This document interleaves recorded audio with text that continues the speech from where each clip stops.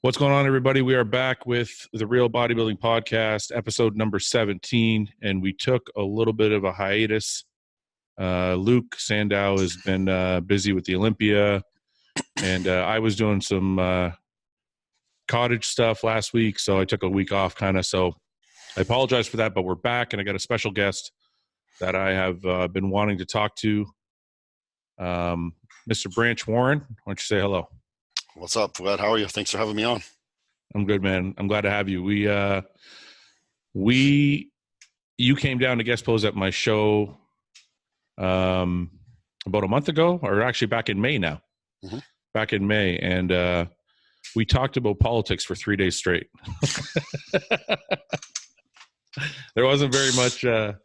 We talked a little bit of bodybuilding, but it was more politics. I was trying to make you a liberal, and you were trying to make me a conservative, and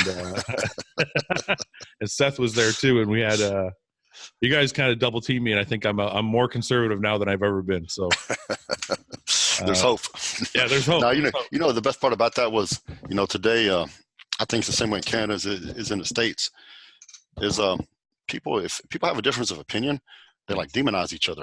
Yeah. And I think that was the best part of that. I think that whole conversation we had over the weekend was, we have different viewpoints, but at the end of the day, we're still cool. We worked out together, Yeah. So, I think that's my biggest complaint with the current political environment is people are so polarized and far apart on their views.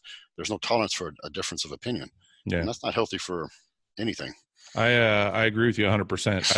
I don't really care that people have a different opinion. I care when they go off the rails and they can't express their opinion in a respectful way. And I think it doesn't just go for politics; it goes for bodybuilding too. I mean, when you read some of the comments on if you post a workout, or if you post I post a food video on my YouTube or something, and the comments are just like, well, that workout sucks, and that food sucks, and that thing sucks. And you kind of wonder, like, why can't these people understand that there are different things that work for different people, and we can just kind of respect each other's opinions on how things work? 100%. I get criticized forever, about how I train, but I'm like, guys, I didn't say you should train like that. I said that's how I train. That's what works for me. Yeah. And can't deny the results that I had. Yeah. And I don't criticize. You ever hear me criticizing somebody else's training method? No, never. No, I've never. Yeah, no, it's never. funny. And when I was younger, I used to look at that and go, I never looked at you or Ronnie or anybody else and had those kind of thoughts, because obviously it was working. But I always thought that, well, your form had to be this way or that way. And as I've gotten, I think it's a little bit of a maturity thing too. And I think as you get older, you kind of look and go, okay, well, maybe that works for him. Maybe he's found a way that works for him. Mm-hmm. So how much, when you started, there wasn't social media and all this stuff. How much does social media bother you when it comes to your training styles and stuff like that? Social media has changed everything. It's changed everything in bodybuilding. It's changed business. It's changed, I think, human habits. It's been the most powerful invention probably in the past 100 years. And it's continuing to change society. So how does it bother me? It's a double-edged sword. My generation, we came up through bodybuilding, we hit it perfect as far as being, financially, everything is being bodybuilders. Yeah. Because the supplement companies were doing great. You got magazine contracts, you had all this stuff. It was great. It was a great time to be a pro bodybuilder, especially if you were able to get to the top. Now, social media changed everything. Magazines don't exist, basically. Supplement companies, they pay, these influencers, more than they pay the top pros for the most part. So you're getting people that's never really accomplished anything, but they have a great following, or they have, their people support them online. So, I'm not hating on them. No power to them. They're making money, but it's just, just being a top bodybuilder is not enough anymore. And as far as the training aspect goes, the problem I have is people can, it all started with the forums back in the day on MD. And, Steve Blakeman, who runs MD, he said, hey, man, why don't you ever on the forums? I was like, because I said, you know what? When I post something, I have my picture and my name by my comment. I said, the problem is these people can go on there. I'm all for free speech. You should be able to say whatever you want to say. I believe that 100%. Mm-hmm. However, I think you should also be held accountable for what you say. And, if you're going to say and go out and trash somebody, you need to have have your picture and your name next to it. because that same person is trashing me online, saying horrible, nasty things, also be the same person standing in line to take a picture with me and get an autograph at this expo. Yeah. You know, so that's where I didn't like it, because you could have some 12-year-old kid who's sitting in his mama's basement jacking off to the Victoria's Secret catalog online, talking like he's some kind of, you know, super guru expert, trashing how I train. You know, and I was winning championships when he's still sucking on his mama's titty. Yeah. You know? So I mean, that's the problem I have with it. No, and it's interesting because anybody who's actually seen you train, I don't think would ever say a word, because it's one thing to watch something online, but I've seen you train in the gym, and I always tell people the story of, and I think I reminded you of this story when you were down of you starting with 4 guys. We were at Metroflex. Okay, for those of you guys, I'm going to tell the story. So we're at Metroflex doing a photo shoot, and after the Europa, right? I think so. Yeah. And we're doing a photo shoot, and Branch walks in with 4 guys, and they start training. And I swear to God, as I'm doing a photo shoot, I keep looking over at their training session, and he's missing a guy at one point. Then he's missing 2 guys. Then he's missing 3 guys. And by the end of the workout, it's him and their taller friend there, Matt. Yeah. Mm-hmm. By the end of the workout, it's him and Matt, and that's it. And I'm sorry, man. You can talk about training hard. You can do whatever you want, but I've never seen guys just fall off like that. So, and I mean, it's not, listen, regardless of whether people think it's like, oh, full range or not, it's more about the feel anyway. Go ahead. 100%. You know, the thing about, I did powerlifting. I did a lot of powerlifting when I was younger, and they judge you on your form. You know, if you're doing a bench press and a meet, you know, you've got to come down, touch your chest, pause, wait for the press command, lock it up. You know, you got to keep your feet on the ground, keep your butt on the bench, and lock it out. And because that's what you're being judged on. In bodybuilding, nobody cares what your squat or your bench form looks like when you're on stage. They care how you look. They don't care how much you lift either. Mm-hmm. All bodybuilding is lifting a weight, working that muscle, getting as much blood into it as you can, working it to failure, rest, and repeat. Yeah. That's all it is. So, and if I got to cheat a little bit to get a few extra reps so I can get more blood in there and go beyond failure, so be it. Yeah. Have you ever felt, are you one of these people that doesn't believe in overtraining? No, I think you can overtrain. I think it's very hard. I think if you're getting proper nutrition, proper supplementation, and plenty of rest, I think it makes it very hard to overtrain. Mm-hmm. I think you can still do it, especially if you're lacking in one of those areas. But I mean, when I first started, I trained, you know, just like Ronnie did. I trained 6 days a week. I trained every body part twice a week. I trained my whole body in 3 days and then repeated it. Yeah. I took 1 day off. Yeah. When I cut back to 4 or 5 days a week, I got bigger and stronger faster than ever. Yeah. So, because I realized that rest and recovery is paramount. So you were overtraining. So you do feel, because I think so. And you know, for me, yes. For Ronnie, he never changed. He did this whole career, and it worked for him. And once again, I've never criticized it. No, it worked for him. You can't deny the results. And you know, for me, I think it was too much. And once I cut back to every body part once a week, and gave myself, you know, 2 or 3 rest days every week, then I really started to grow and make improvement. Yeah, that's one thing people don't understand about overtraining either. It's not a finite thing. It's different for every single person.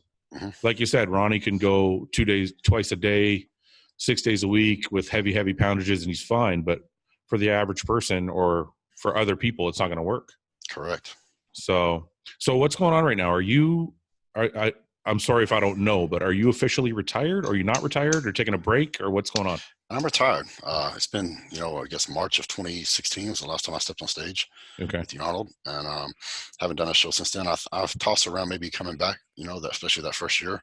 Yeah. But you know, I'm good with it. I did everything I could do, and I accomplished every goal I had. You know, I won everything in the world except for the Olympia. Yeah. And I have no regrets. You know, I think if you give 100% and you look back and, you know, I thought, okay, what could I have done differently? Could I train harder, done this, done that? I did everything I knew to do, and I couldn't have done any more. And I'm at peace with it. And I had a good career. I got to live my dream. And I mean, I know, you know, we talked, I know from a very young age, you want to be a pro bodybuilder.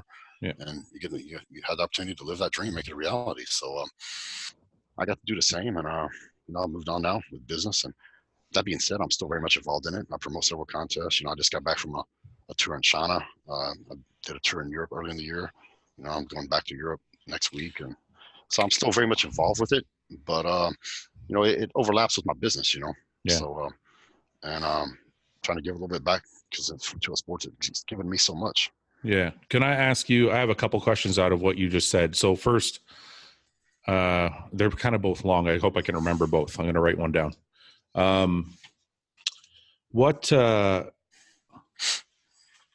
Okay, what was your placing at the last Arnold? I think it was 5th. Was that why you retired? You're like, I don't, this is a show I'm used to winning, and I'm not competing at the level I want to compete at anymore, or what was it? Was it something else?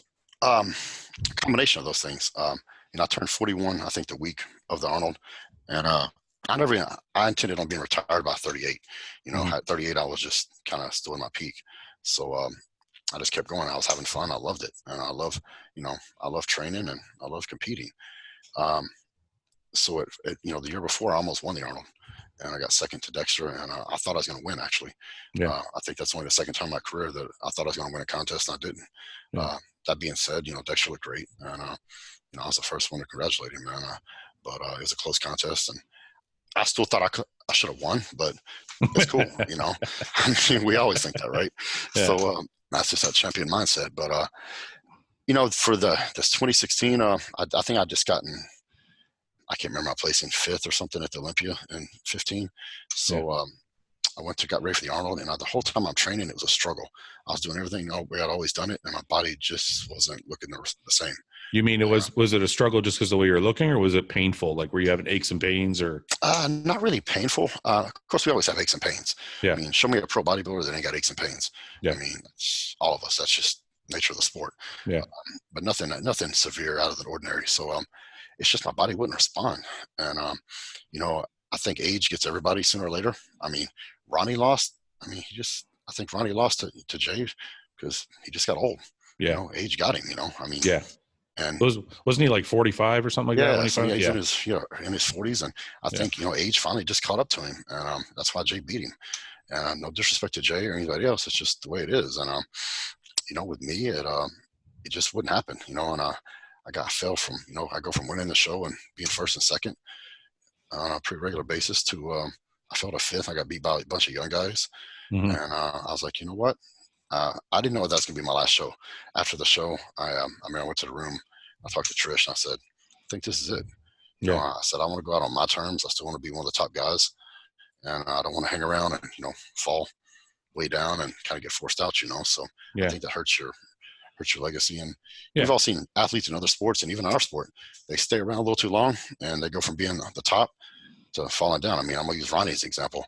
Ronnie was the greatest ever. Then he came back, got 4th, and it just kept getting worse and worse. And, it had been, I was just kind of cringing a little bit. So I was like, dude, Ronnie, man, just be done, bro. You ain't got nothing to prove, bro. Yeah. Ain't nobody going to beat you. It's hard. And same thing in saying that, though. It's hard to tell somebody to walk away when they're enjoying it.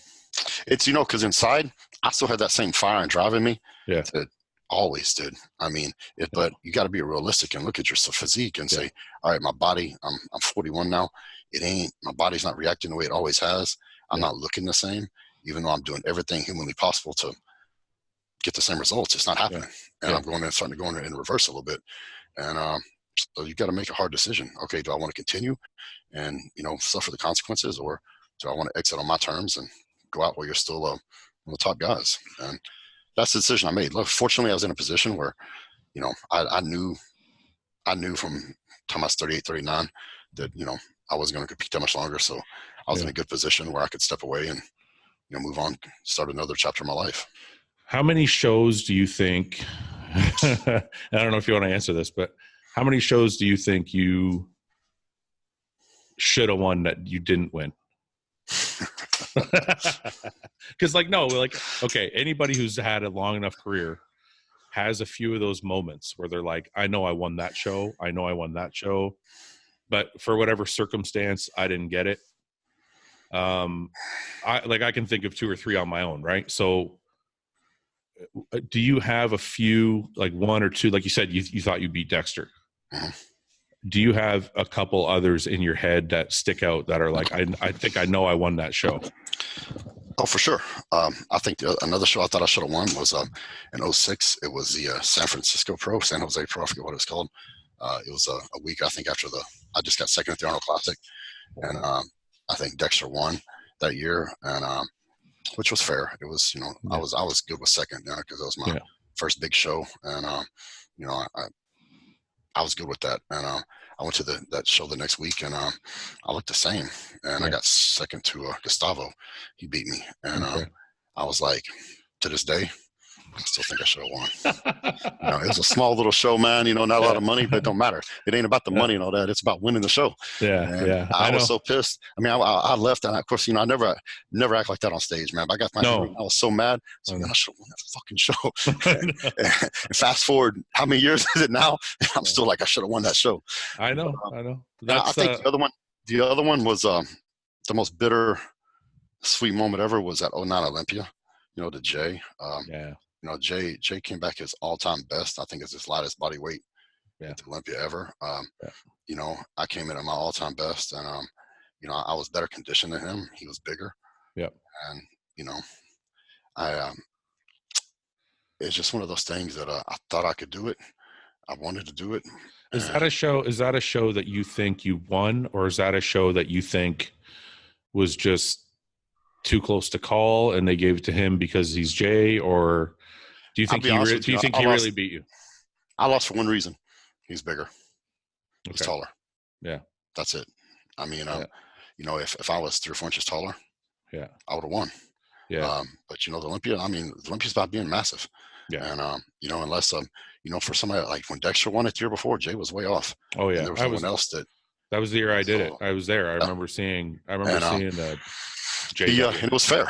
And if I was 5'10" instead of 5'7", it would have been a different story, I think. But it is what it is. That was a tough one. I remember watching that show. I was watching that show on TV. I wasn't there, and I was like, "This is close." I'm like, "It's actually really close." I'm like, Branch Warren could win this show. For me, it was one of those. I didn't see a clear winner. Jay was at his best, but I thought you were at your best also. And I was like, this could go either way. I'm like, it really could. No, I was in my best condition. At that point, the heaviest body weight I'd have been at. And, just everything, some of those, everything just came together for me. And I didn't, going into it, I didn't know where I was going to be, but I knew I was going to do good. I just didn't know where. And as the show wore on, I'm like, man, I could actually, it's one of those things as a show, the pre-judging wore on. And then by the night show, I was like, man, I could actually win this thing. Yeah. And, let me ask you this. This is maybe a tougher question that I don't know if you want to answer, but I have lost shows, and then after the show, you congratulate whoever it is on stage. You go back to your room, you have your feelings, you get over it. Sunday comes around or Monday comes around, you're back in the gym and you're just crushing it, right? It's just you just get back to work. But I noticed like one time that happened to me. I noticed like 4 or 5 weeks later, I was still angry about it, but I didn't know I was angry about it. It kind of just hit me like a ways down, a month or two down the road. I was like, fuck, I should have won that show. I'm like, things would be so different for me right now if I had won that show. And if I think about you taking second at the Olympia, I think to myself, did you ever have thoughts like that? Because think about the trajectory of your career had you won that show. Like, did you ever think like that, or did you just think it is what it is? And I never thought about this. I never thought that deep on it. I think about what my career would have been like had I won it. Angry, yeah, man. I think I trained angry for 20 years, brother. I mean, when I won, I hated losing, man. I hated to lose. Yeah. And when I would lose a contest, all I wanted to do was go back to my dirty little nasty gym called Metroflex and start training. And I didn't want to. I didn't want to travel. I didn't want to do appearances. All I want to do was stay in focus. However, you got to travel. Had enough common sense to realize, you're a pro athlete, so you got to get out and you got to work. And never afraid to work. But I was really good at taking negatives in my career and in my life and turning them into positives. When I won that loss, got second to Olympia, I think that was the most motivated I had been in my life.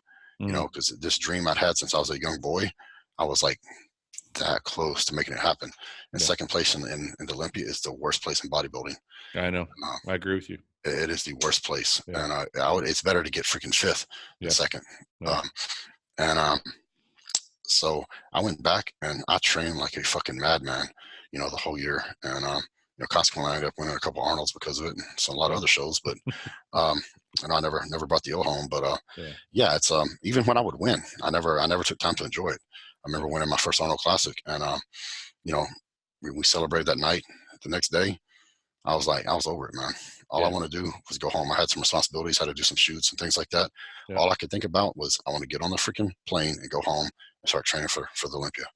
And, do you think that's one of our faults though? Because I've been there too. I mean, not that I've won Arnold's. I'm not going to say that, but I've had some accomplishments in my career that I was proud of, and you don't really take a minute and stop and enjoy it and like celebrate it. You just kind of like, okay, fuck it, it's over.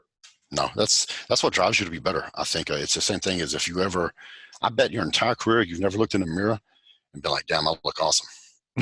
Well, never happened. I have, but like it only lasts like an hour, and then like after that. Because if you do and you actually believe it, no. Done. And no. And I never did that. I never looked at a picture of myself or looked myself in the mirror and was like, down like good. I look at myself and I start getting irritated. I'm like, all right, man, I need to bring this up. I don't look like this, and I start getting irritated. With it. And I remember that Arnold, the 2011 Arnold, I looked at the pictures the next day, and I started getting irritated. I quit looking at them. And because I just picked myself apart. But because of that, that's what pushed me to train the way I did, to be as strict on my diet as I was, and all these things to be better. I had this mental image that I was trying to get to. I never got there. And because I raised the bar so possibly high, I don't think it's humanly possible to get there. And it wasn't until I was retired for a couple of years that I actually looked back on some videos and pictures. I was like, damn, I looked okay. It took being away from it for a couple of years before I would I could do that, because I think when you compete and as a professional bodybuilder, your whole idea and image of what looks good gets skewed. And what we think looks good and what we think looks badass is sometimes I don't think you're even grounded in reality. I agree. So I think like you said, the minute you're too proud of what you've done, you kind of like start fading a bit. And I think it means the same thing in business. You know what I mean? Like I don't know very many business owners that are successful that just are like, yeah, I did it, I'm there. It's like they're always trying to get more, and it's not out of greed. It's because they're just trying to keep that fire going. You know what I mean? It's kind of like my partner in Wicked Cuts, Scott James. He was the original founder and owner of BSN. Okay. And we started Wicked Cuts, and he's the same way. He works the same way I worked out and trained for competitions. I mean, he just wants to be successful. He loves to work, and he's never satisfied. He wants to be the best, and I totally respect that, and I understand that mentality because I have the same mentality. It's good that you're able to look, because people would think that it was a mental disorder if we weren't ever able to look back and go, wow, I look good. Like, it's good that you're able to look back now that you're out of the fire. You can look back and say, okay, that, you know what, that was a good look. It was a good career. It was a good whatever. But I don't think a lot of people understand that during, because I think people are more, especially nowadays, people are more about feeling good and feeling accepted and only be positive and always be positive. And I'm kind of like you, man. It was like the negative that drove me. Yeah, 100%. Whether it was an injury, bad contest placing, or whatever it was I could take those negatives and make them into positives. Yeah. And when I had a couple bad injuries, and people write me off, and I took all that negativity, and I was on a mission to prove, number one, to myself I could overcome it, and number two, to show all them that I wasn't done. And so how I was talking to Evan about this. How did you come back from a quad tear in 6 months and win the Olympia? I mean, it's just absolutely crazy. I have a close friend who tore both his quads, and then me and Evan were talking about it. It's been 2 years for Evan. He said he still feels pains and stuff. Man, I think if you're motivated enough, you want something bad enough, then you can overcome anything. Sometimes the worst things that happen to you, sometimes the things you think are like the worst things that could possibly happen to you in life turn out to be blessings. And so what I mean by that is I tore my quad off the bone 30 days before the 2011 Mr. Olympia. I just won, I've been second, third at the Olympia, won my first Arnold, and I was training for that show, and I was super psyched because I looked better than I did 30 days out from the 09 Olympia. I was a couple pounds heavier. I was harder. I never looked that good that far out. And walked out of a building. It was raining, slipped off the curb. Right quad just popped and rolled up. Yeah. And I'm laying there, and I was out of town. I never traveled. I was doing a favor to a judge at a show or something. And I never traveled, a couple months before the show. I'm laying there in the rain going, really, this is how it's all going to end? I knew what I did. And, so I'm like, this is how I'm going to go out like this right now. And I flew home. I called my wife and I said, hey, give me a ticket home tonight. And, luckily I'm personal friends with my surgeon. Yeah. And I called him on his cell phone and he answered the phone. He goes, what'd you do? And I said, it ain't good. And so I flew home that night. Sunday morning, I went he came into the office on a Sunday, examined me. He said, we'll do surgery tomorrow morning. I'm like, all right. So less than 48 hours later, I had it reattached. And so that was on a Monday morning. So Wednesday morning, 2 days post-op, I'm sitting on my couch, my legs, all casted up and propped up. And I'm sitting there and laying there with my bulldog. And I look at my wife and I'm seeing all this stuff on the forums, right? And on the internet, about he's done. No one's ever come back, really successful from a quad injury, blah, blah, blah, blah, blah. And I started getting pissed. I'm like, I go, who the fuck is anybody to tell me I'm done? I'm like, no man has the right to tell another man he can't do something, period. Period. And so the more I sat there, the more I read this stuff. And I started thinking back, man, I had a dream when I was a little boy. And I'm like, I'm this close to freaking making it happen. And I'm like, I'm not done. And I sat there and read this stuff for a couple hours. And finally, I had enough. I turned off the computer. I looked at Trish. And I said, I'm doing the Arnold. She goes, in 6 months? I go, in 6.5 months, I'm doing it. I'm going to defend my title. She goes, all right, we better start eating. And she went to a big plate of chicken and rice and put it in my lap. And I started eating. And, I basically never stopped training. I was already in good shape 30 days out from the Olympia. Yeah. I took a couple of days off there for the surgery and stuff. And then by that Wednesday, I was right back on the protocol. Yeah. And I remember I showed up that next Monday, 1 week post-op, and at the gym, and I came in on crutches. And Johnny's like, yo, bro, what are you doing? I said, I'm getting ready for the Arnold. Like, crazier than hell. And I remember I trained chest that day, man. I had like a really good chest workout. Yeah. And I went heavy, crazy, like we always do. Yep. And I just started training, man. And, it was 6 weeks before I could even start doing anything. Yeah. And I remember I went to Brian at Metroflex and I was like, hey, man, I need your help on this one. I said, I need some help on getting this back. And he told me how we were going to do it. And I never questioned him ever. Yeah. He trained. What was so special about his strategy? He wanted to train my legs normal, just like if I wasn't injured. And I wanted to do a lot of, isolation stuff, just to focus on that. And he said, no, we don't need to do it that way. And he goes, you got to go through rehab. You got to get full range of motion back. He goes, then once we get that back, then we're going to do it this way. And, didn't you, I don't mean to interrupt. Didn't you think to see like an actual physiotherapist, or do you just trust Brian that much? Man, I went to one physical therapy session and, if I was a 75-year-old grandma, it probably would have been good. But the physical therapist looked at me and she goes, you're not getting anything out of this, are you? I go, no. She goes, you just want to do it yourself? I'm like, yeah. And so I did it myself. And so, of course, I'm on the accelerated branch program. I'm not on the doctor's program. And he told me it'd be a year before I could even think about, training hard and getting ready for, even thinking about getting ready for a show. Yeah. And I'm thinking, dude, 6.5 months, I'm going to win again. Yeah. And, isn't it crazy? Isn't it crazy when the doctor, this is how messed up I am in my head. When I tore my tricep, doctor gives you a time when you're going to be normal again. And immediately I'm like, F that. Like immediately it becomes a game. Like, okay, he said 1 year, I'm going to make it 4 months. Like it's kind of, so did you play that game with yourself? Like, okay, this is, or was it more about the Arnold, or was it more just about proving everybody wrong? Two things. When he told me that, only thing I want to know, how long does it take for that tendon to reattach itself 100% to the bone? Yeah. I go, that's all I need to know. Yeah. And he said, you need at least 6 weeks for that. He goes, no sooner. I'm like, all right, because I knew if the tendon wasn't reattached, it was going to tear loose again. Yeah, exactly. So I was like, all right. And so that's all I need to worry. That's all I need to know. Once I knew that, I'm like, I got it. And then on top of that, it was, I wanted to win the Arnold again, and I want to prove, first and foremost, I want to prove to myself I could do it. Because this is a potentially career-ending injury. I mean, everyone who's had that injury is they've either been out for a long time, or if they came back, they'd never really been 100%, and if they even came back at all. Yeah. And I wanted to prove to the world I wasn't done. And when I retired, it was going to be on my terms, and I was not going to let any event or anybody, push me into retirement. So, and I'm like, I wasn't done. It's like when I retired 3 years ago, I knew, I was like, this is it. But at the time, I'm like, I'm not done. I'm like, I got a whole lot more in me. And so I went to work, and I went through hell, brother.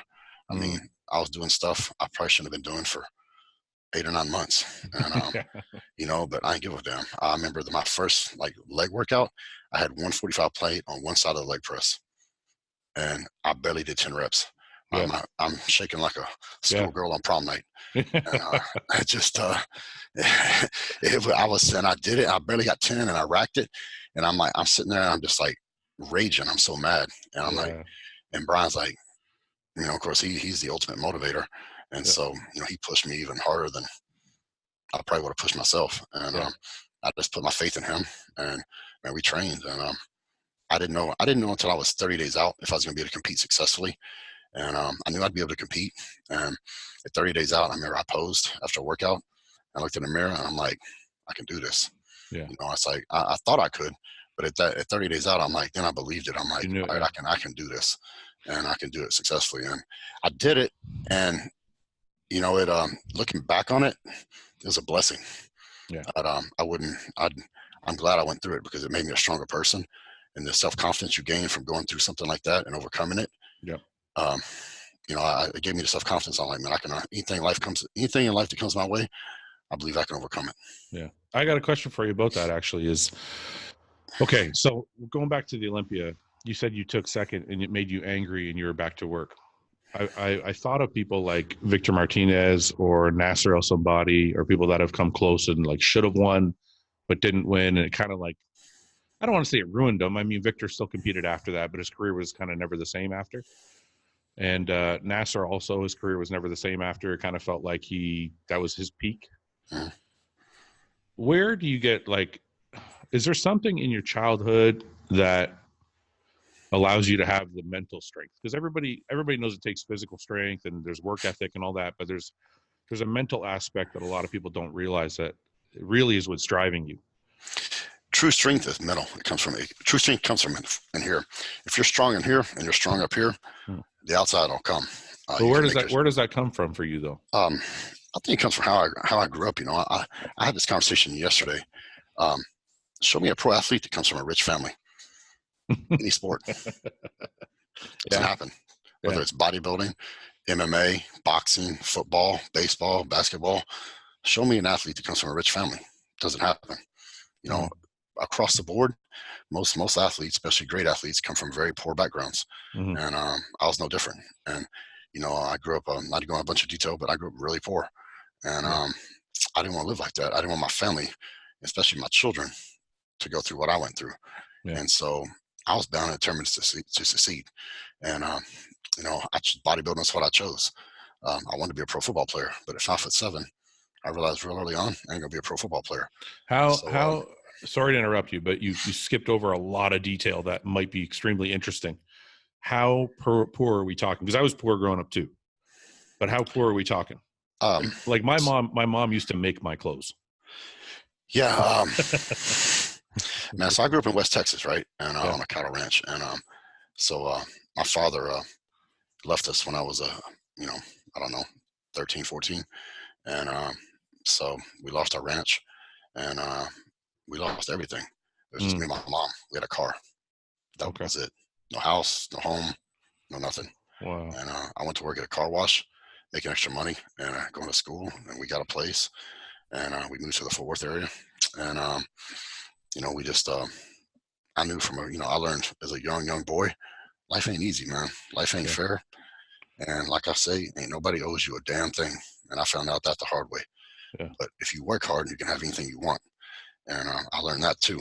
And so that's, I went to school and all that. And but I discovered bodybuilding in high school, and fell in with, Brian and all those guys over there. And I saw Ronnie's success and that he was having.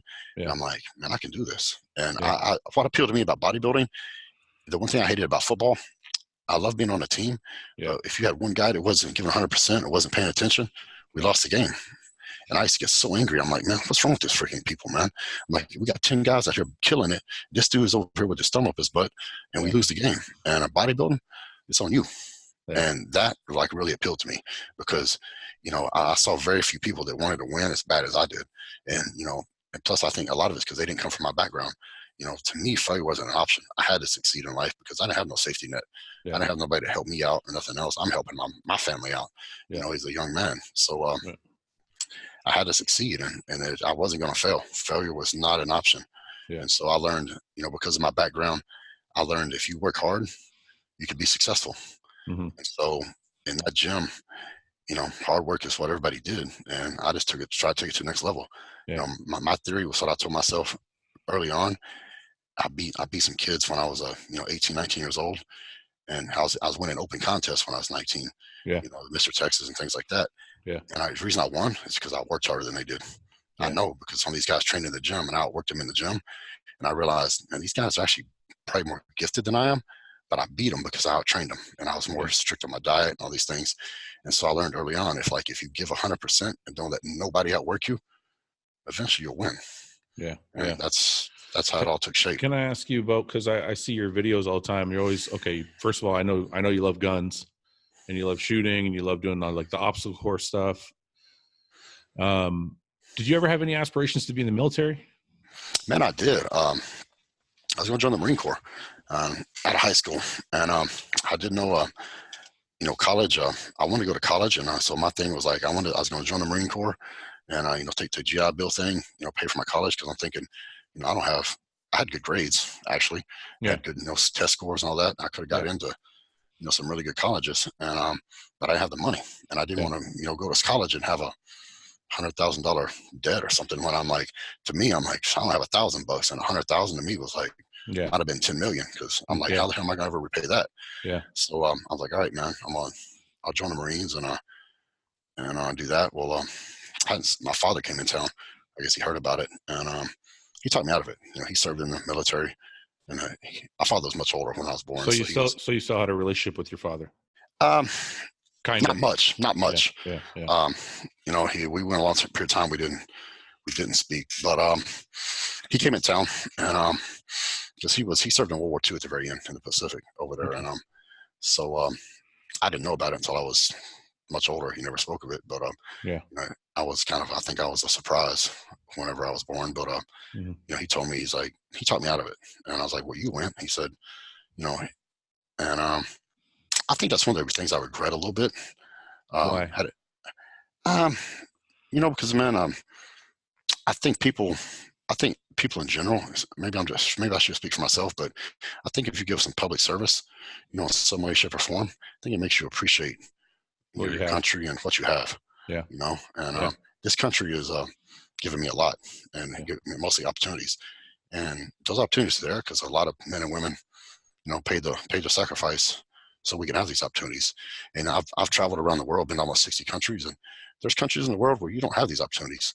Yeah. And so, and there's a reason why we do. So, I think that's my only regret is I wish I would have got talked out of it and went. Yeah. Did you have aspirations to be like a Navy SEAL, or you just want to serve? Man, I didn't even know what a Navy SEAL was back then. All I knew was like the Marines. I'm like, I'll be a Marine. Give me, I was a typical 18-year-old kid. I'm like, give me the biggest gun you got and a bunch of bullets and point me in the right direction. And I'll get a couple of them, whoever they are. So, I want to ask you, I wrote this question down because it's curious. I find it very, very interesting. You are the most American person I know.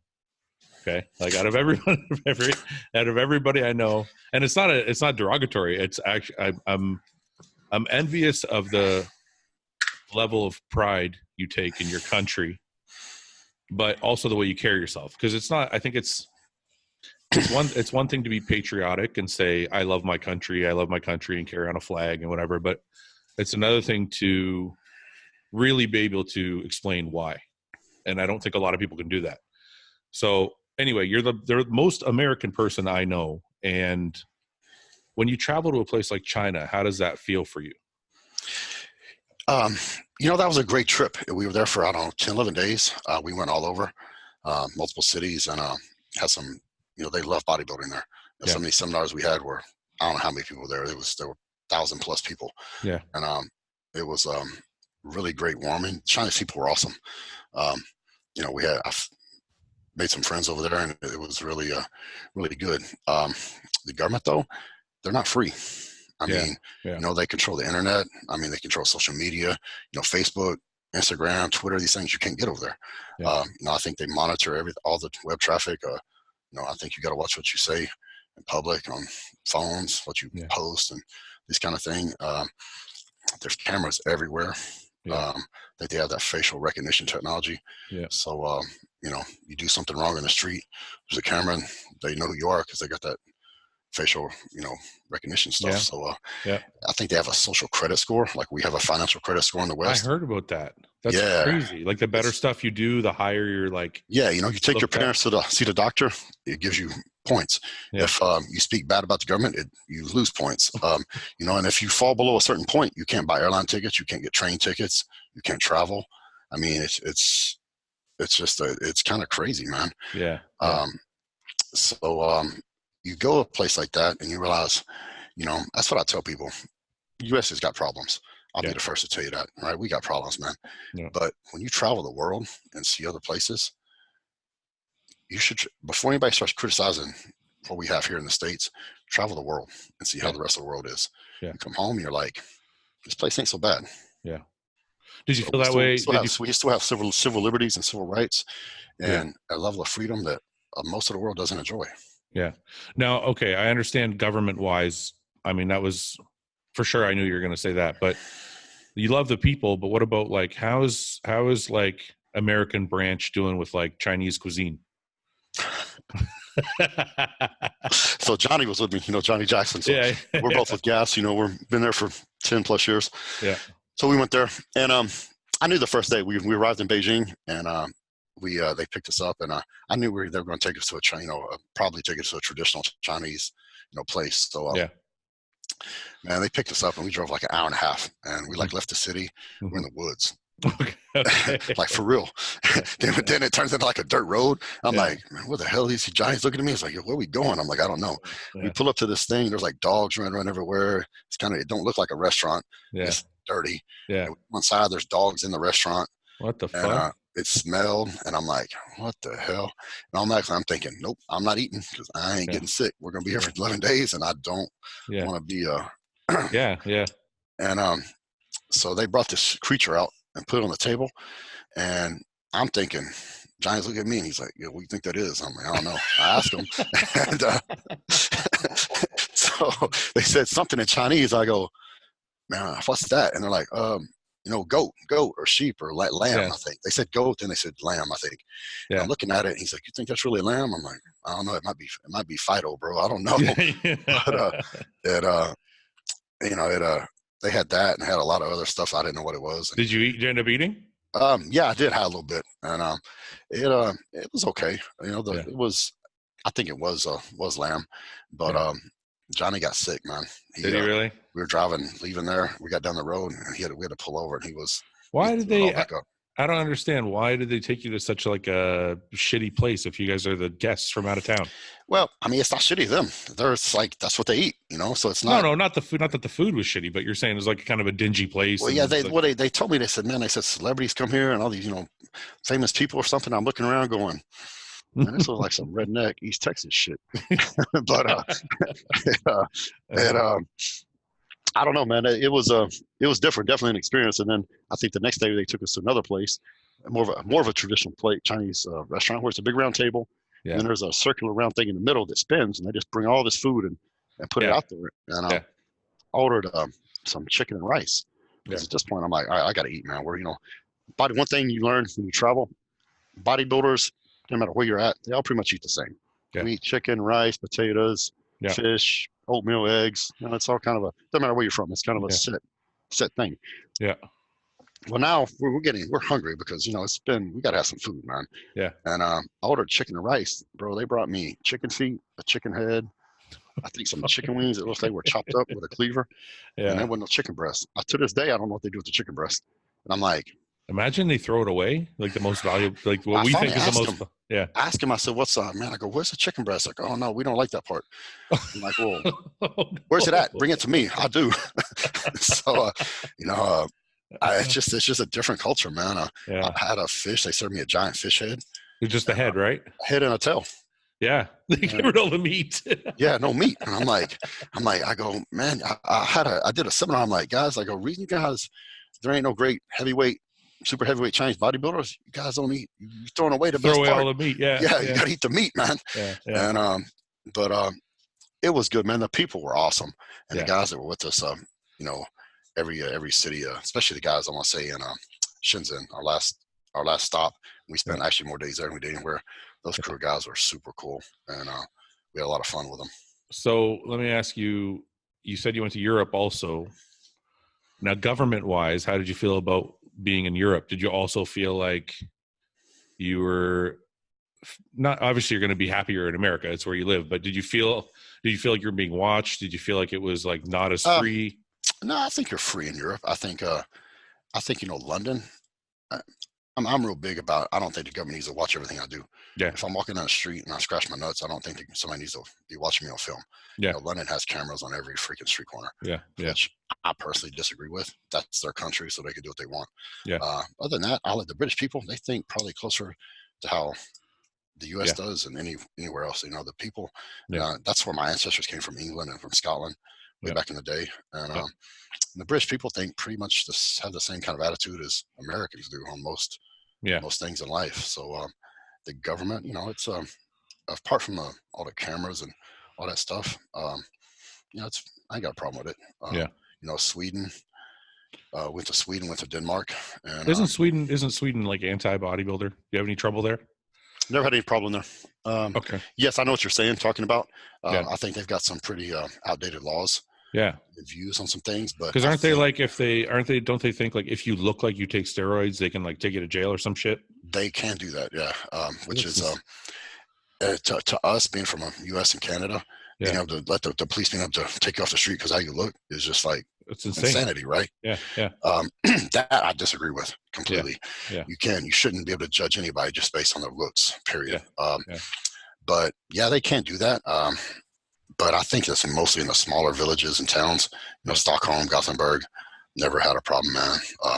Guys are cool, and had the cops come and take pictures and want autographs. So most of those guys work out. So it's I've been to, I can't tell you how many times I've been to Sweden in the past 11, 12 years, but more than I can remember. And I'm actually going back this next week. So, I want to switch gears a little bit. You said when you hurt yourself, you told Trish you wanted to get back to work, and she went to make you a plate of food. To me, when I hear that, I think to myself, it seems almost like she's part of the equation. Like without Trish, would you still be Branch Warren? Nah, not at the same. I'd still be me, but it'd be different for sure. Having a wife, a woman in your life that supports you 100% makes you tall as the man you would be 100%. I believe that with all my heart. She was pro, she competed, she did well. She got third in Olympia, third in Arnold, had a good career in her own right, but she always put me first. So, that's the thing. I've been a pro bodybuilder. I'm a self-centered person. Your microphone's cutting out a little bit. Can you hear me now? Yeah, you're good. Go ahead. Okay. I said that's the thing about being a pro bodybuilder is it makes you a selfish, self-centered person. Yeah. Even if you're not that way naturally, just by the nature of the sport, because it's all about you. It's about your training, your diet, your tanning, your posing, your you, and you take all day long, and you don't give back very much because it's such an all-encompassing sport. It's a lifestyle, and so, I mean, how many marriages and relationships have we seen in the sport survive? Yeah. Very few, and there's a lot of factors that go into that. But so to have her being a top athlete herself, and she always put me first, I think that says a lot about her. Yeah. And I took way more than I gave for a long time. Now that I'm retired, it's different. I realize, and the thing is, I realized that I knew there was times where I'm like, look, I even said to her one time, I'm like, yo, why are you doing this? I go, you're getting ready for the same show I'm getting ready for. And, she's like, well, I want you to win. And she says, it makes more sense if you win than I do. She says, because, men are compensated better in sports than women are. Yeah. It's not fair, but it's just, that's a reality. And she goes, you can get 10th place and make more than if I win. She goes, you have all the contracts and all this other stuff. And she goes, so I want you to be successful. More than that, she goes, I want you to win. She goes, because I know that's what you want.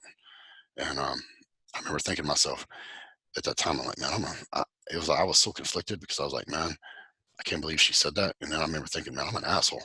Yeah. Because I take, and I don't get nothing back.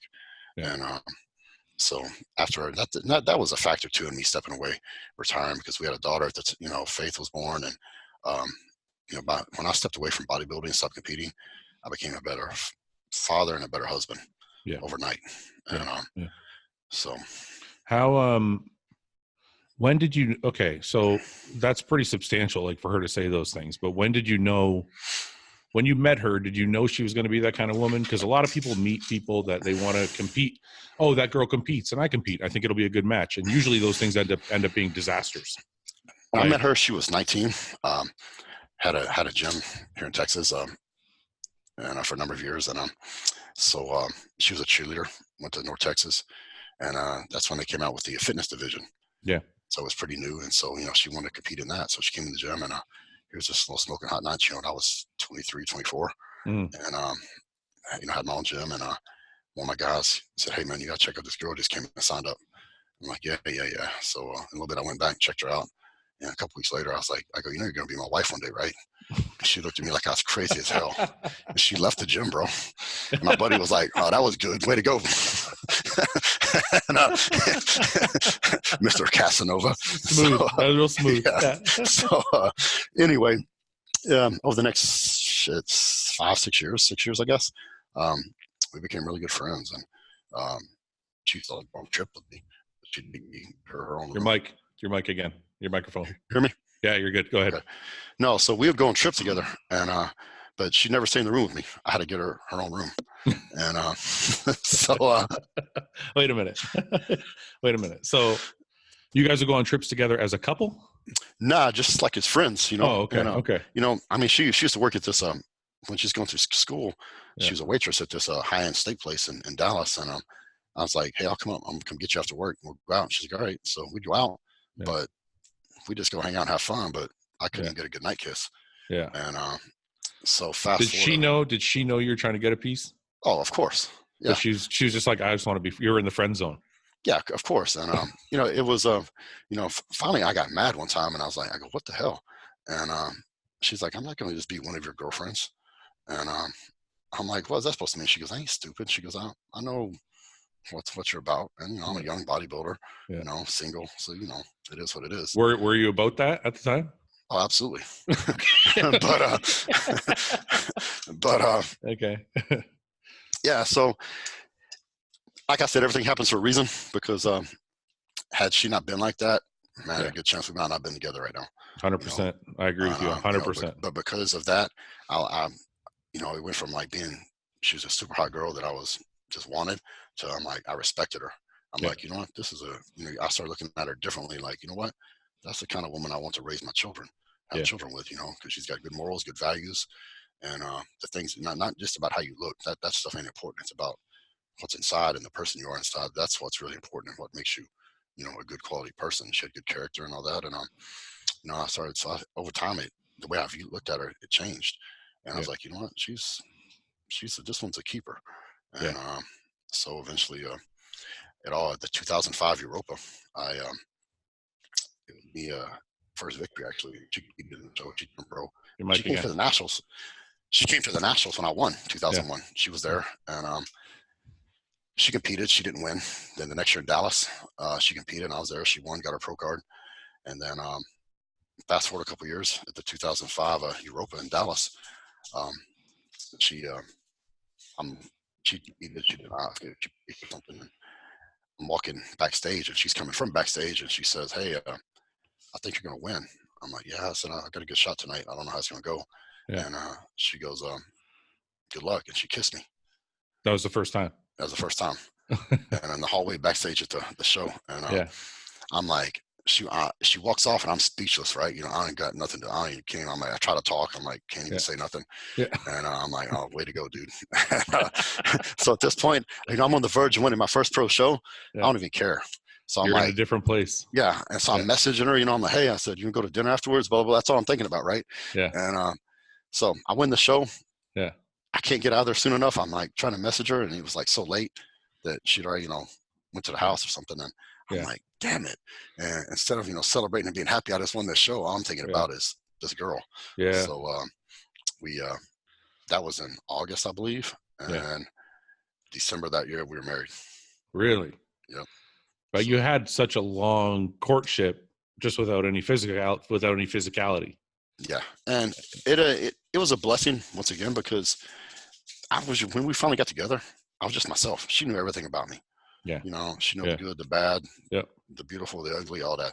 That's what I mean. Like, you guys already knew each other all the way through. Yeah. And we'd hung out and done so much together that it was just, I was just totally, the first time I'd been in a relationship where I felt 100% comfortable, just everything.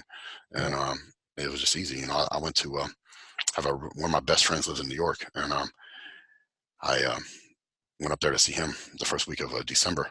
And I got reservations at Tavern on the Green, which was a miracle because it was like a 6-month waiting list. Yeah. And I got the table I wanted, about a window, everything. And I proposed to her. And next day I'm like, hey, I said, so when you want to get married? And she goes, Christmas. I go, next year? She goes, no, in 3 weeks.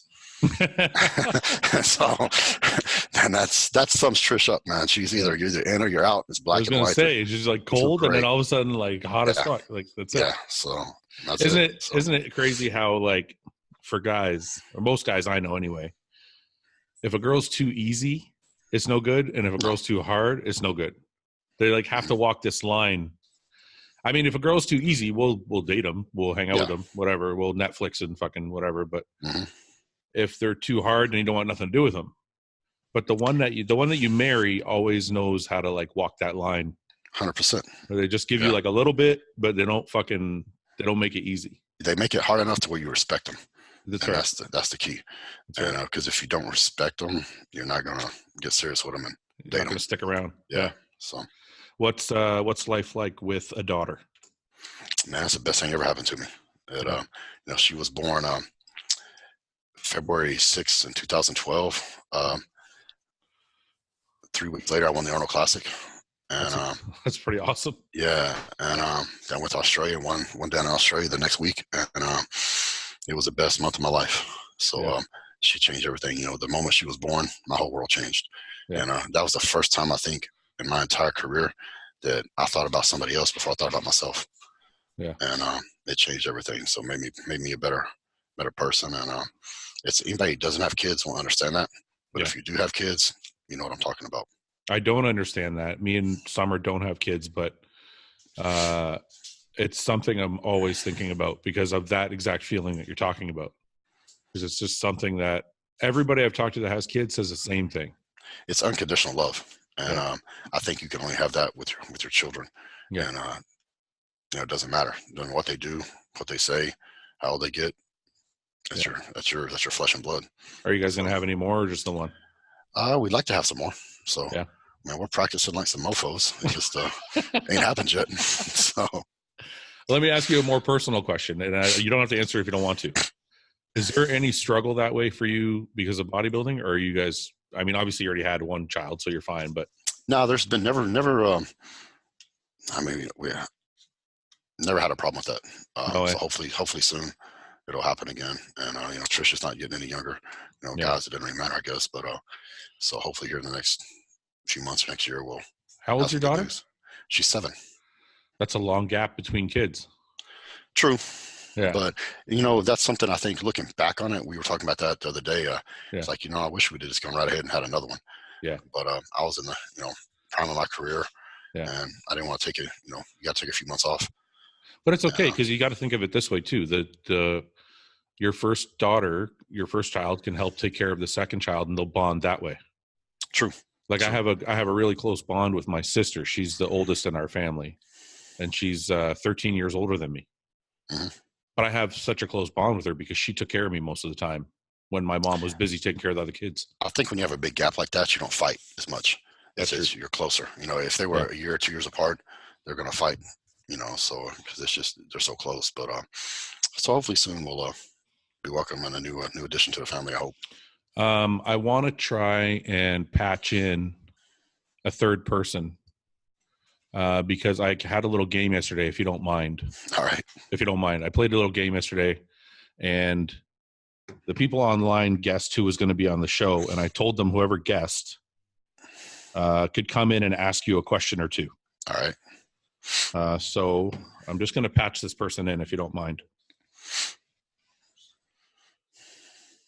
So what's next, Branch? You know what I want to talk to you about before this guy logs on? How are you able to manage your businesses while you've been bodybuilding? Because at such a high level, really only you and Jay are the only ones. Like you had a trucking business for a little while, didn't you? For 11 years.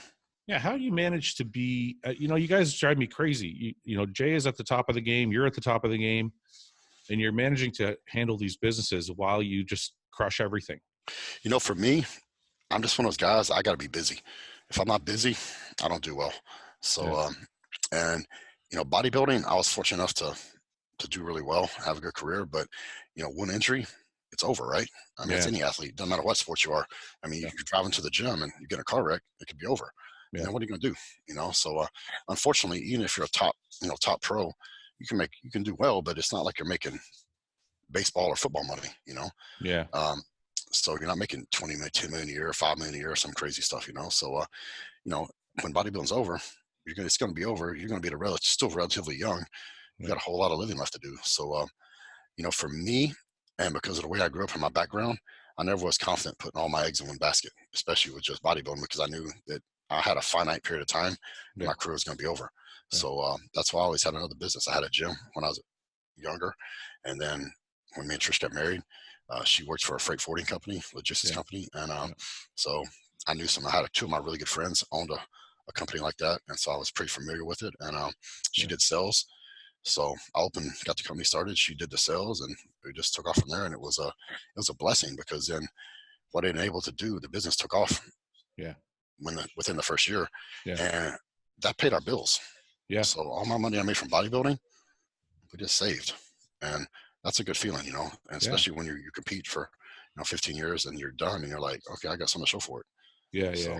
So what now? So the trucking company you sold, and then now Wicked Cuts is your main focus? Wicked Cuts, yeah. We started that. Me and Scott James, my partner, we started that. We've been open for 14, 15 months now. How are you guys doing? Doing really well. It's really taken off. We started off the first year doing direct to consumer with a few select retailers, like people we knew. This year we're really opening it up and going big. We Pilot, Flying J, the truck stops. We just got into there. Yeah. We've got a couple others that we just got into. I can't announce yet, but we'll be announcing within the next month or two. Do national accounts, and it's going really well. I think we're fixing to get some overseas accounts.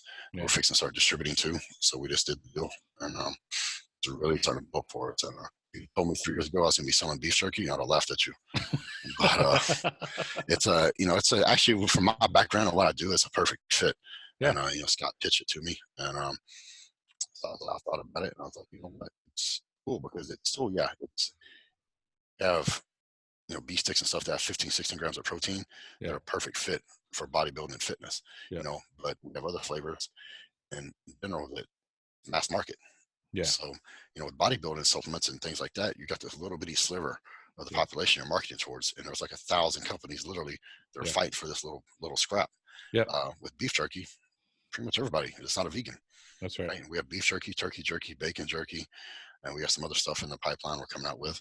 So it's been I liked it because I can still market towards our people, but then I can market to everybody else too. Yeah. And it's been a challenge learning something new, but I'm always up for a challenge. Hey, can I ask you, when you go hunting, does Trish ever go with you hunting? Sometimes. Yeah. Mm-hmm. Trish will go if Trish can take a shower every night and have a bed to sleep in, she's in. If she can't take a shower and have a bed, she's out. So Trish is out there. Trish is out there with a rifle, killing shit, right? Yeah. Wow, that's pretty awesome, man. So I took her to Wyoming a few years back, and she killed a big mule deer and made like almost a 300 yard shot on it. Holy dropped shit. it, and she can shoot. Once we got together, that's one of the first things I did was teach her how to shoot. And once she got over the sound and the concussion and all that and the kick, and realized, okay, this won't hurt me. I'm in control of it. Yeah. And she can shoot really good, actually. That's pretty awesome. I think we have our guest that just logged on. Dan, is that you, Dan? You can hear us? Yeah, how's it going, Fouad? Good, man. I got Branch with me, and since you won our little contest yesterday, Yep. I wanted to let you go ahead and ask Branch or me or whoever you want to ask 1 or 2 questions just as your prize for winning. Okay. Well, for Branch first, the training intensity. What we see is always so much, filmed in, and like it's like a snapshot. Was it like that every day? Hey, Dan. Well, nice to meet you, brother. And thanks for coming on. As far as my training intensity, man, what you see is what you get. It's that way every day. If you don't believe me, you can ask Johnny.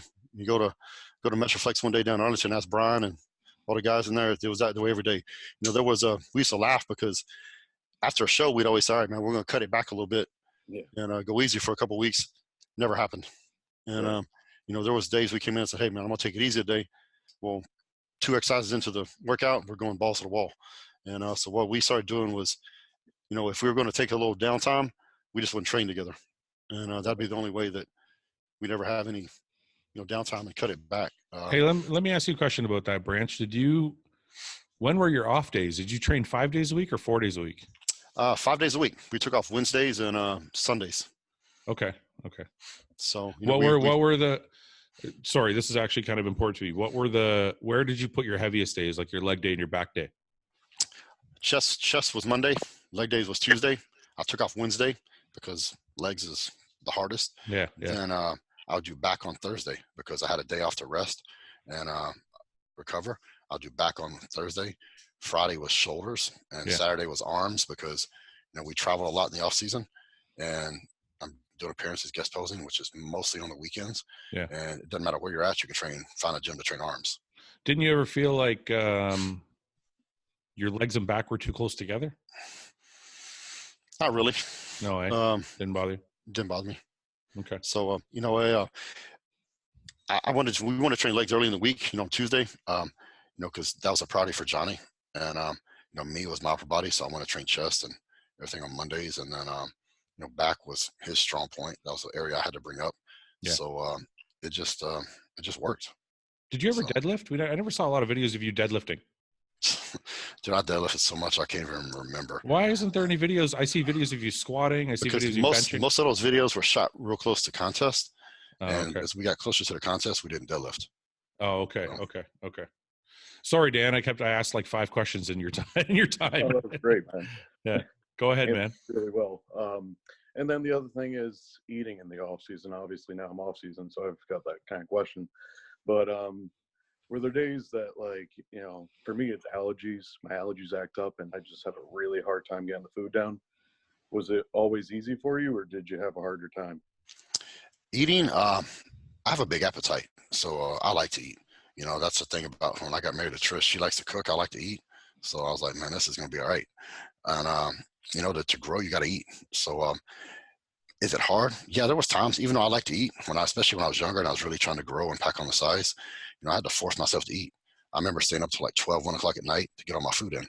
And I remember I was so determined, though. I was like, if I had 6 meals to eat or 7 meals to eat, I was going to do it no matter what it took. So I would stay up at night. I remember sitting on the couch with my food. I'd take a bite, chew it up, get some water, swallow it, get another bite. And it might take me 45 minutes or an hour to finish that last meal, but I did it every time because it's like, if I didn't do it, somebody else was going to do it. And I didn't want to get beat because this guy wanted it more than I did. So,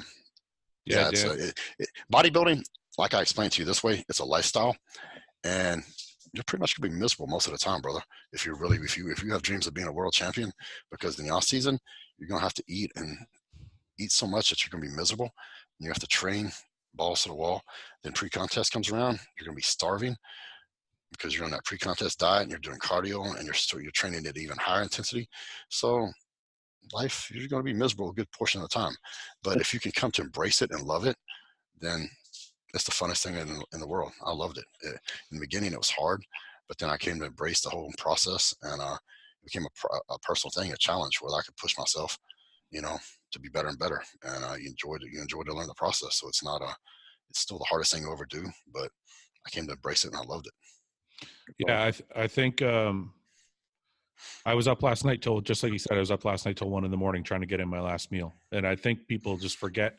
People sometimes see the videos of us eating, or they see the videos of us training, and they don't realize that we're struggling the same way you guys are.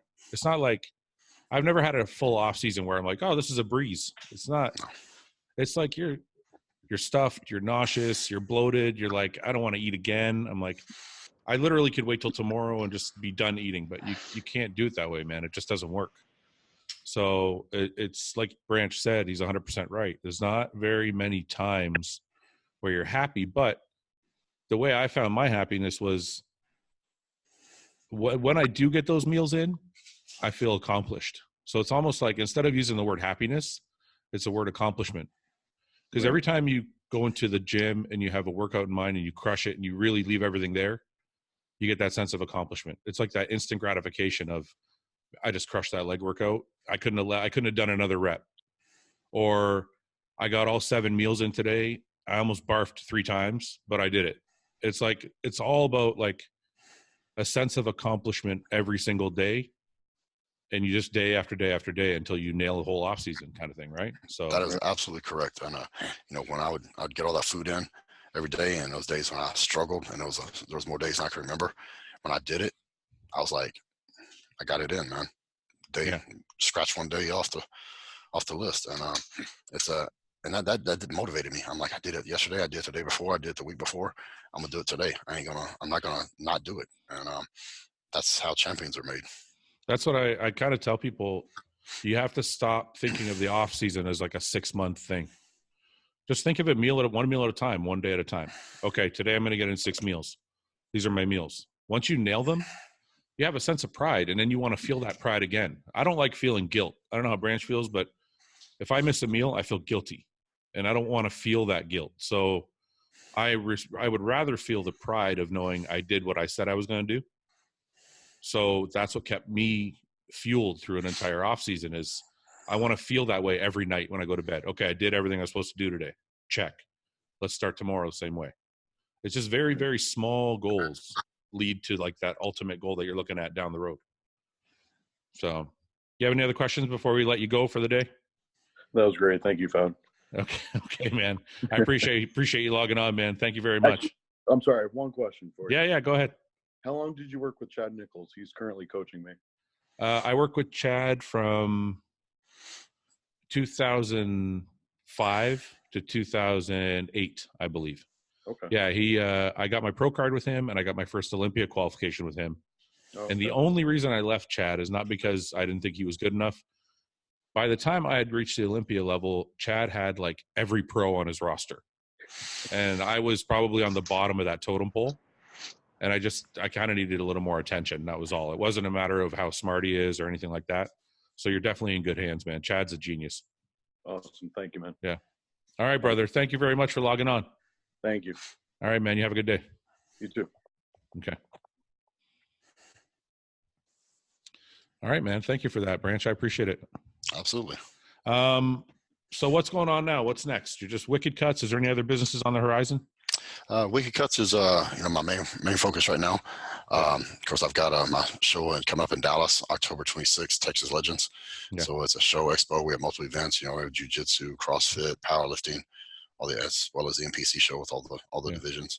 Yeah. So for information, go to www.metroflexevents.com. Yeah. And click on the link to Texas Legends, or you can go to my page, thebranch1.com, and there's a link to it. Beyond that, we got all kinds of stuff, man. I've got Gasp. I'm still with, going on 11, 12 years now. I got my clothing line through them.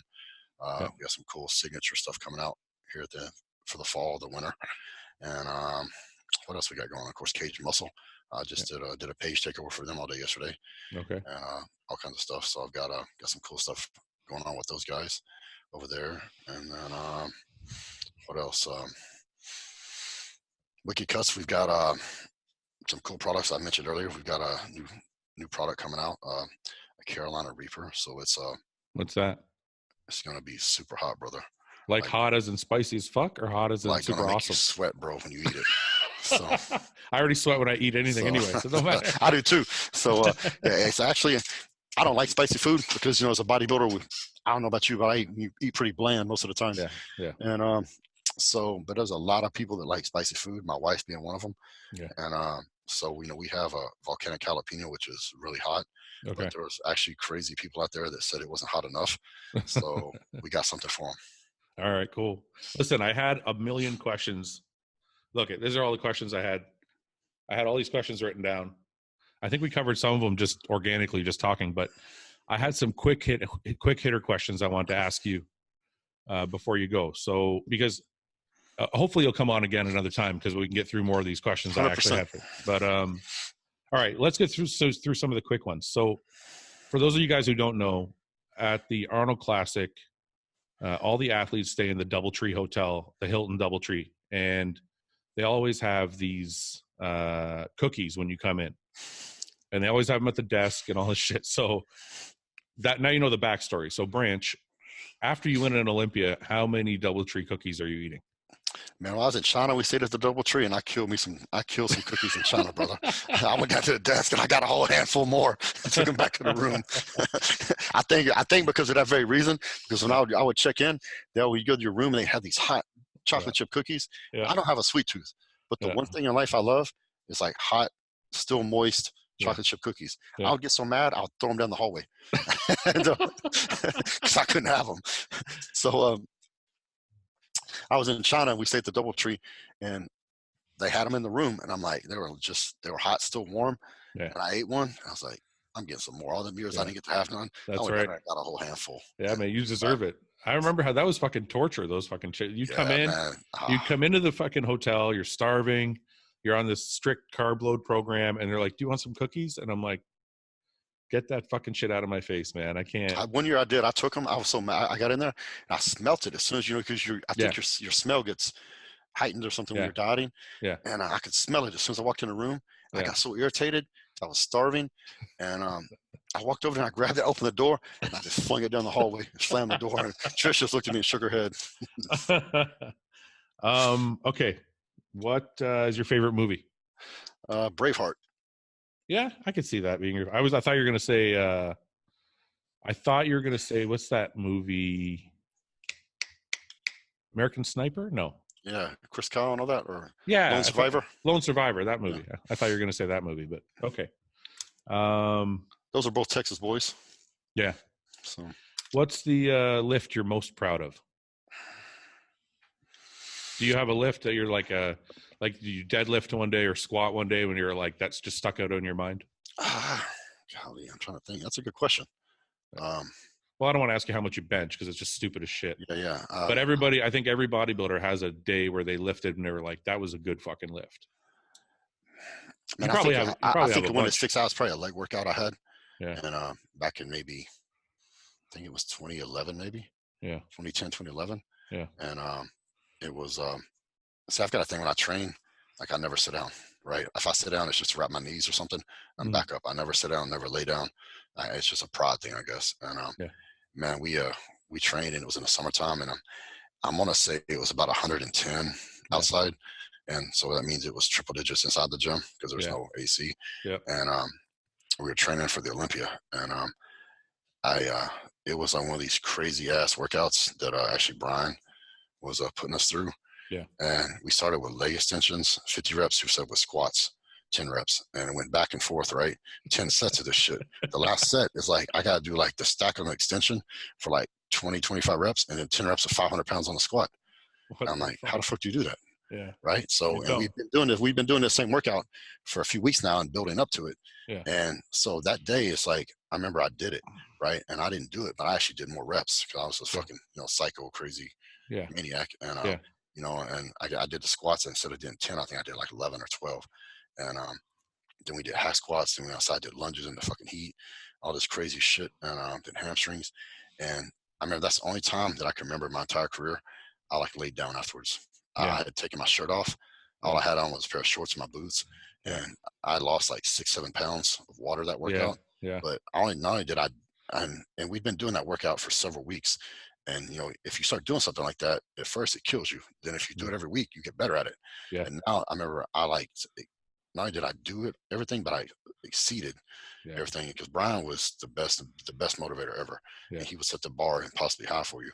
Yeah. And I remember laying down. I laid down on that nasty ass floor in the gym, which I've never done before since. And I didn't care. It's like there's a saying, I just lay. It's like laying totally exhausted after the battle, and I laid there, and I remember thinking, I felt like shit. I wanted to throw up. I didn't. I don't know how I kept swallowing it and holding it down, because I hate fucking throwing up. Yeah, I know. But you're laying there and you're in agony, but at the same time, it's like bliss. Yeah. Like, I remember thinking to myself, I'm like, I fucking did it. And not only I did it, but I fucking did better than I exceeded it. So that's the feeling I was trying to tell that kid. That's exactly what I was talking about. When you do, people always wonder what keeps us going. And that exactly what you just described is what keeps me going anyway. Like that feeling where you're in so much pain, but it's also like the most pleasure you've ever felt. Like me and Johnny used to say, we'd be doing some crazy set, like a drop set or something, on heavy weight and all this shit. Yeah. You get that super intense burn. Yeah. It hurts so fucking bad. You want to quit, but you don't.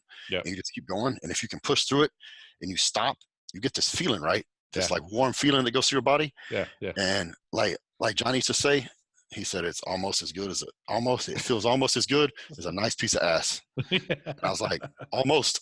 almost. No, but it's the most interesting part about that is a lot of people won't know what we're talking about, because you have to go to such a place of extreme pain before you reach what you're talking about. I call it breaking through the wall, because there's a wall. Yeah. And you know what I'm talking about, because I know you train like a madman. Yeah. But you push yourself, and that pain builds and builds and builds. And it's like you can barely move. You can barely do another rep. But if you can mentally push yourself through that and you break through that wall, then you get to this like euphoric state. Yeah. And it's incredible. And now it takes a huge amount of effort to do that. And every time you break through it, that wall gets raised even higher. Yeah. Yeah. So you got to push even harder to get through that wall. Yeah. And but when you do it, like I said, it's almost as good as sex. That's right. All right. So, we already covered that. Well, actually, we didn't really cover this one. We kind of did. Just give me a yes or no answer. Do you think you beat Jay or no? Yes. Okay. Your favorite car you've owned? Because I know you've owned some big ass trucks and shit, which I really like. I think the reason I got my first big truck, because I've owned like 4. The reason I got my first big truck was I saw your F-250 in one of the videos. My favorite, I had two trucks. I'll give you. I couldn't tell you which one I like better. I had a F-250 black Ford. I lifted it, had 37s on it. Yeah. Worked the engine, suspension, and everything. Yeah. And I could put in 4-wheel drive and smoke all 4 tires. And I love that truck. Why I got rid of it, I have no idea. Yeah. The second one, I had a Hummer, an H2. I did the same thing too. Yeah. And it was lifted, had 37s on it. Tricked out all through the engine, souped up, and I kick myself every day for getting rid of it. I don't think people know you're a car guy. What do you own right now? What cars do you own right now? Right now I don't have a lot. I just my wife has a BMW X5. I've got a Dodge F-250 diesel. Okay. Mega cab, and nothing done. Nothing done to it. Nothing done to it. Just stock. Okay. Yeah. And I put some 35s on it. Yeah. That's it. And then I had a 750 BMW I just got rid of. So I haven't decided what I'm going to get right now. So yeah, cool. And obviously I have to ask you this question: what's your favorite gun you've owned? Not that I would know, but I just I'll probably say, wow, it's kind of changed a little bit over the years, but I think right now my favorite gun, I've got a Falcor Defense 300 Magnum Petra. It's an AR based on an AR platform, but it's a 300 Magnum. Yeah, and it's got a Draco's barrel on it. So AR automatics are inherently less accurate than bolt guns. Yeah. But with this particular one, it'll stand up there. I'll put it up against any bolt gun made, accuracy wise, and I've hit targets out to 1,500 yards with it. Are you serious? So, 1,500 fucking yards? Yeah. Wow, man. That's a hobby I've always wanted to get into. I'm not an expert shot by no means, but I do like to shoot, and I shoot quite a bit. But it's I just like it's just fun. So yeah. All right, it's long range shooting. If you see something out there almost a mile away, you almost can't, you got to have an optic to see it. And then, knowing the math, calculating the math and the windage and all that, it's a numbers game. And then the skill comes in. Can you hold steady enough to actually hit it? So. Yeah.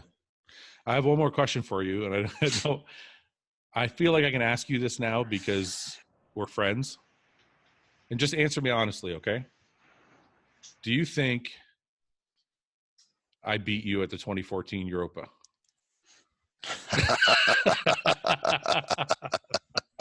You surprised me. I thought you were going to ask something else. No. What do you think I was going to ask? I thought I was going to get hit with some politics. No, I'm going to save that for the next. I'll save that for the next. I had a whole bunch of those too, but I'm going to save them for the next fucking podcast. Do you think I beat you or no? No. No. I was fucking right there though. You were close. You were real close. Honestly, that was one of your best all-time conditions. You know how bad I threw up like 4 times before prejudging. Oh, did you really? And I threw up the day because I had food poisoning from the day before. I packed my chicken. I was being lazy. I threw my chicken and rice in the same container, and I went. I forget what I did. I packed a whole bunch of rice and I just threw 1 chicken breast in there. And I don't think I put it on ice. And for some reason, I took the chicken breast out, and then I was eating the rice a different day. But I think because it had the bacteria from the chicken on it. Yeah, that's all I took. Yeah, so I think I puked out all of my water. I'm sure. And I was went flat. Yeah. Prejudging, I wasn't bad. By the night show, I had flattened right the fuck out. Yeah. But I thought people were like telling me, they're like, I think you got him. And I'm like, I'm not going to beat Branch. They're like, no, I think you got him. You're fucking shredded. I'm like, okay. And then they had me in the middle of the call out. And I'm like, is this going to fucking happen? And then it didn't happen. And then I looked at photos after and I was like, okay, I conceded the loss because you just had so much more muscle. Yeah, your conditioning, like I said, was great. Going into the show, I thought it was going to be me and Johnny going into the show because, we trained together. I knew what he looked like. Yeah. And I was like, all right, man, that's who I'm going to have to battle. Yeah. And then backstage, I remember that pumping up back there. Yeah. And off to the right side of the stage, I'm like, you always look around, kind of, engage everybody. Yeah. And I'm like, fuck, man, Fouad looks good. And then so I started watching you, and you turn around and I was looking at you from the rear, and I was like, man, this might be the best I've seen him. Yeah. And I'm like, fuck, this is going to be the battle. Yeah. Yeah. It was a good one. That's the battle that developed on stage. So. Yeah, it was a good one. That's actually one of my most proud moments because I've always, I always kind of like looked up to you and where you've gone and stuff. So, there's that one. And then I took second to Victor Martinez the year before. Mm-hmm. And Victor was also another guy I kind of looked up to. So I was like, okay, but I kept on getting those fucking second places to the guys who were just one step ahead. So anyway, I always want to ask you that because I never knew, because Dennis James beat me in 2009. And he was, I think it was his last year. He retired right after that. And he was on his way out. And he actually admitted to me at the Arnold's the following year. I met him at the expo. I think we were talking. And he actually said to me, he goes, I think you beat me at that show. Yeah, Dennis is cool like that. He'll shoot you straight. And that's, we've talked about stuff like that before. And even me and Dexter have talked. And he made an admission to me. It's like that one time. What admission did he make? He told me it's a 2006 Arnold, man. Yeah. He said, he goes, bro, you should have beat me. And you took second that year? Yeah. And I honestly, that's not a show I look back and say, damn, man, I should have won or something. I was good with it, I think because that's the first time I did really well at a big show. Yeah. And he'd already won at Arnold. So you always want to win, but I wasn't like fucking back in my room going nuts, because I lost everything. Yeah. And but that was pretty cool for him to say that. I'm looking back to the Europa. Your conditioning was right there. I think the only reason I got you was I was just thicker, a little more. I had no fullness whatsoever, and I think even if I was maxed out, you just carried a lot more muscle than I did. But anyway, conditioning wise, it was a toss up. Yeah. But I think just because I'm pretty, I'm very real with myself, and after the show, I looked at it and I was like, I remember looking at it, I was like, I got beat him because I'm just thicker than him. Yeah. Yeah. That was it. Yeah. Well, I appreciate that, man. Okay. So we've been on for a while. I want to say thank you for coming on, man. I really, really appreciate it. But I do have a ton more questions. So if you don't mind, man, I'll down the road, I'll hit you up and we'll do another one. Absolutely. Let me know when. I'd love to come back on. Okay, Branch. I appreciate you coming on, man. Thank you very much for your time. Absolutely. Say hello to your beautiful wife. I will, brother. You too. All right. Thank you. Bye-bye. Bye.